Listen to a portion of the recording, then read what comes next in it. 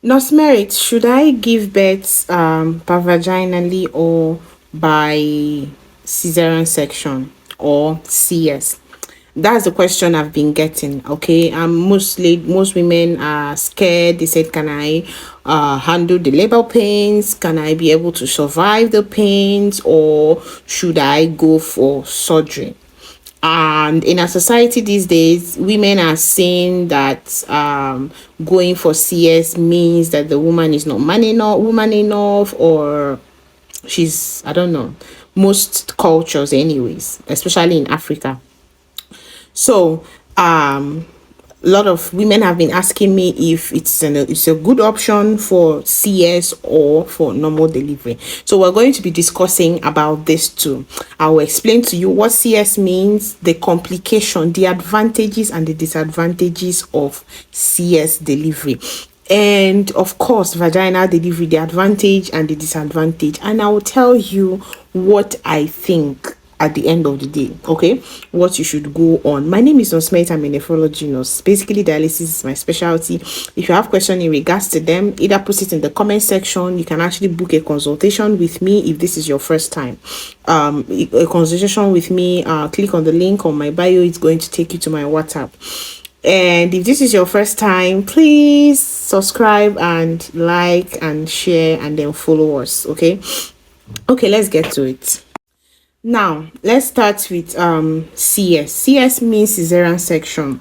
Usually, there are two types of cesarean section. There is elective cesarean section and there is emergency cesarean section.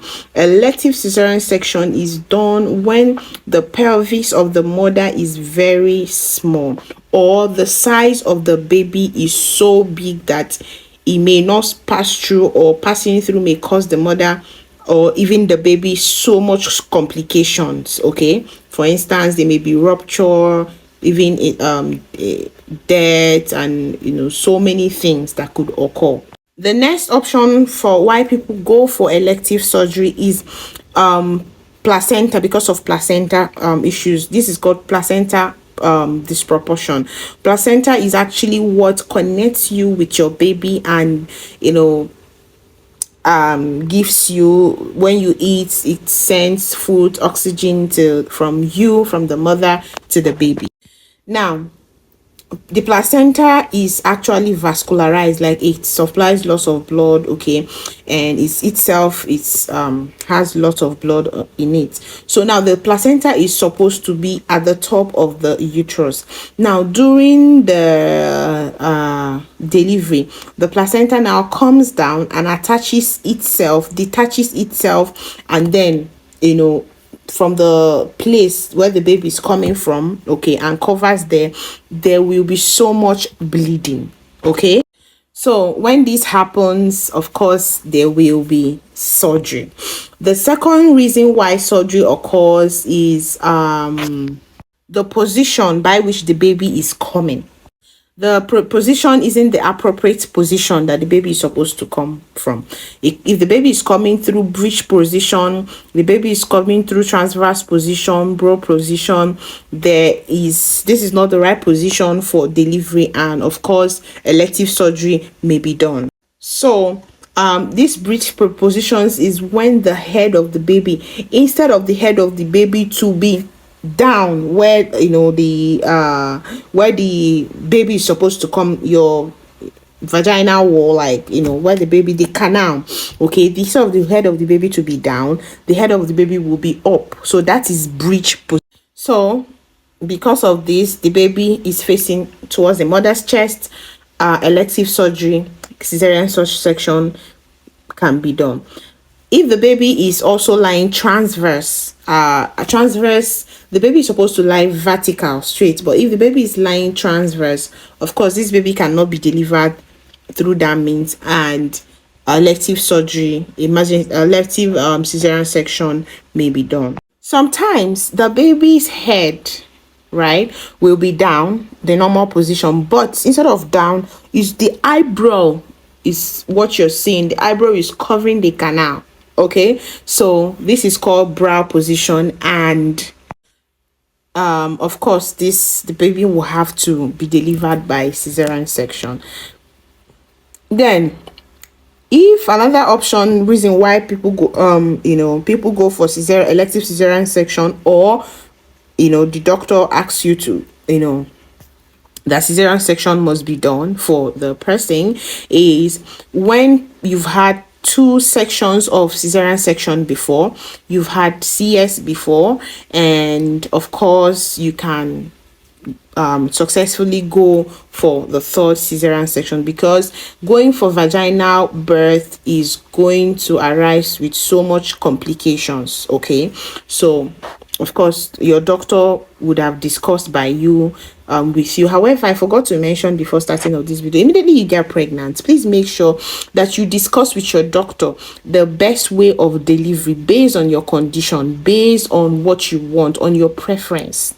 Okay, that's a very important thing to know. So during this consultation, your doctor knows that you've given birth via CS before, or you're about to give or this is your first time, or you've given birth to CS 2 times or 3 times, and all arrangements will be made in case of emergency purposes. And of course, if you want to, probably you've done CS twice and you now want to try vaginal birth, please make sure that your doctors are aware, but most of the times that is not really advisable.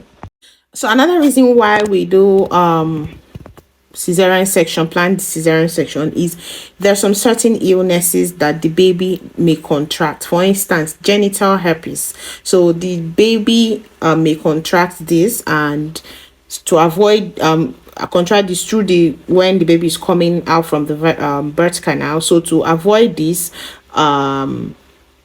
we do elective cesarean section.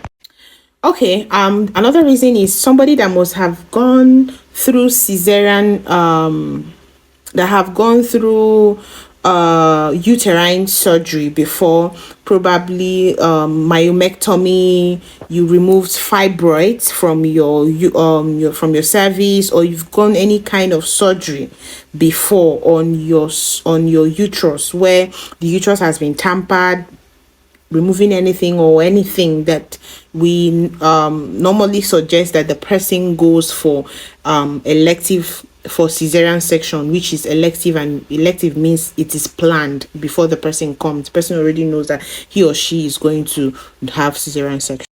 Now, let's talk about emergency cesarean section. Emergency cesarean section means that the doctor or the midwife, the doctor has already planned that this person is giving birth per vaginally. You are coming to give birth per vaginally, but something happens and suddenly the doctor decides that you are going to give birth via through CS. The doctor decides to take you to the theater for CS. Something has happened. So let's talk about emergency cesarean section. So reasons why this may happen is, number one, fetal distress. If there has become a sudden distress to your baby's heart rate has started dropping, your baby is not getting enough oxygen, something is going on, that if an emergency, that baby may not withhold you going to labor because of the time that may need it.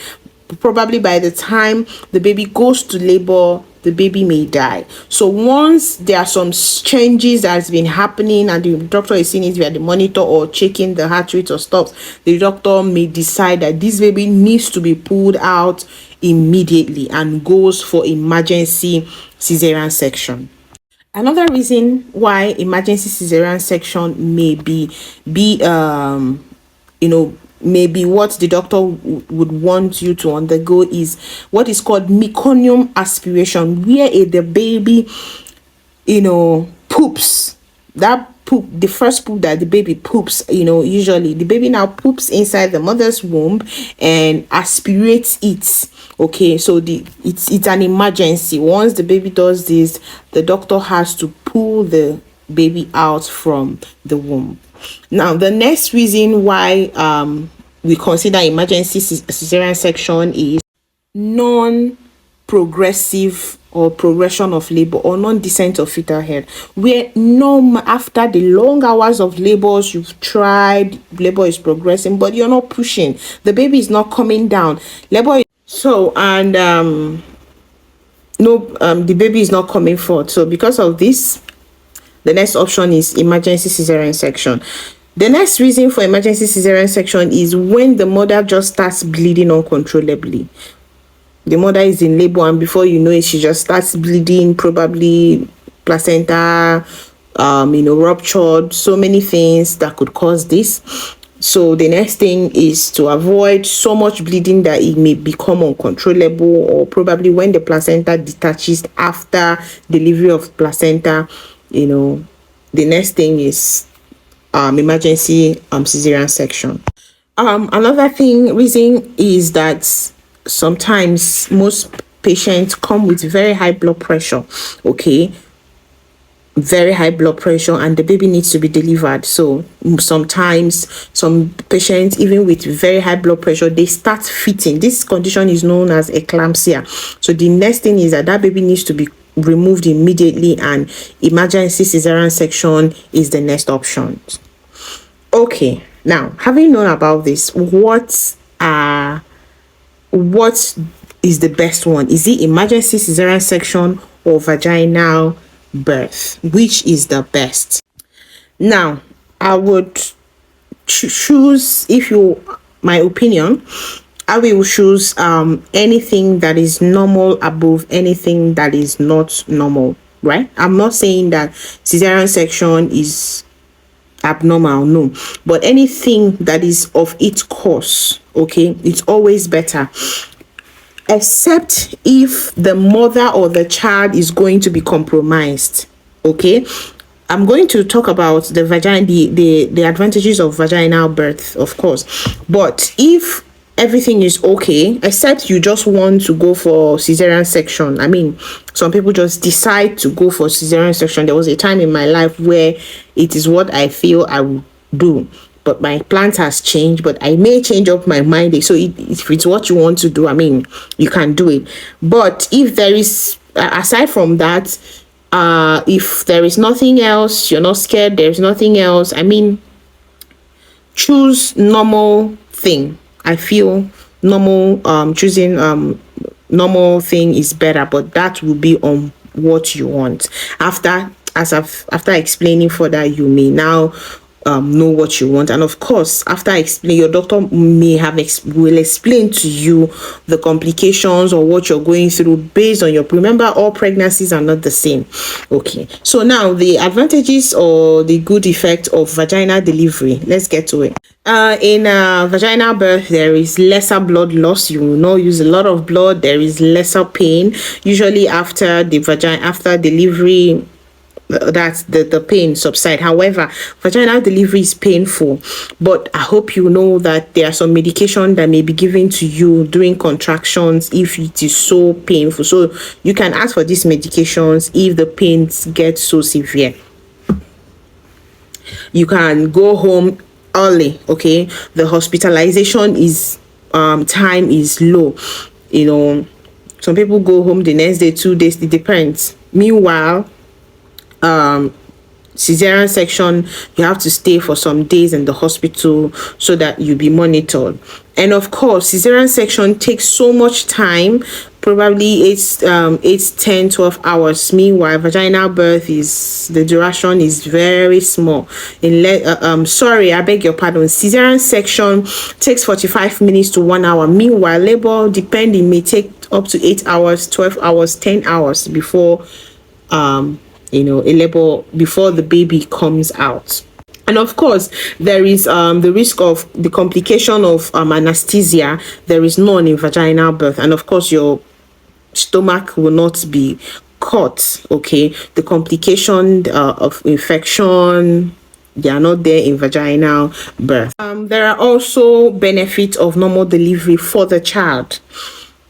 For instance, the child that is born through vaginal birth breathes easily, find it easy to breathe. This is because during birth, as the baby is coming out from the tight vaginal canal, it squeezes the fluid that are inside the baby's lung out, making breathing easy for the baby, unlike the baby that is being brought out through cesarean section. Babies that are born from cesarean section may have a condition called transient tachypnea of the newborn. This is because of the lungs that are the fluid that are in the lungs of the baby that makes it difficult for the baby to breathe on their own.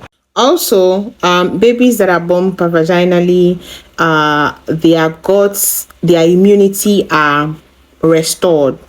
There's what is called gut immunity. It is quickly improved in the babies that are born pervaginally. So, to answer your question, with all this that I've said, of course, normal delivery is the best, but is normal delivery is the best, except there are reasons why your doctor may want you to go for cesarean section, or like I said before, you just want to, despite the complications, you just want to go for cesarean section.